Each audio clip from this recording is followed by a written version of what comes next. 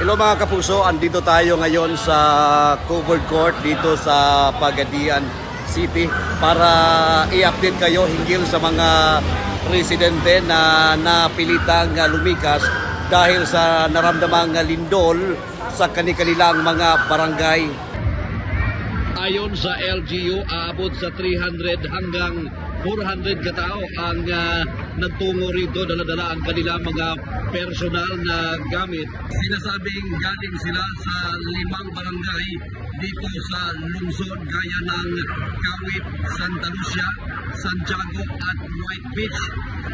Tulad sa Davao Oriental at mga karatig probinsya, sabay din na naramdaman ang lindol sa mga nabanggit na barangay kaninang umaga at ngayong gabi. Kabati man gud may kahadlok pag ganyan pakulma bitaw kung ang dagat kay ganyan man gud kay kuan ka na lalom kay kalit ra bitin kahunas kay mo taning baga na lang bumili sa covered court. Nagpanik ang mga tawo.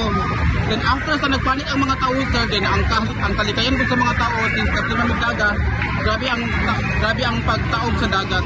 Halos tingsulod sa mga balay. Mao tong kuan jud ang mga tao ni kamot yung mga tao nga makahawa sa dito dapat sa barangay San Pedro kay kuan man jud kaning lalo man jud kadong dagat mo ning anhi sila diri. Dito sa covered court, mamamalagi muna ang mga evacuees. Ayon sa LGU, walang dapat ikatakot. Andyan ang DSWD at LGU handang tumulong sa kanila. Sakali mangangailangan sila ng pagkain, tubig at gamot, handa naman itong ibigay sa kanila. At yan ang latest dito sa Pagadian City. Ako si Audi Hampong ng GMA Regional TV at GMA Integrated News.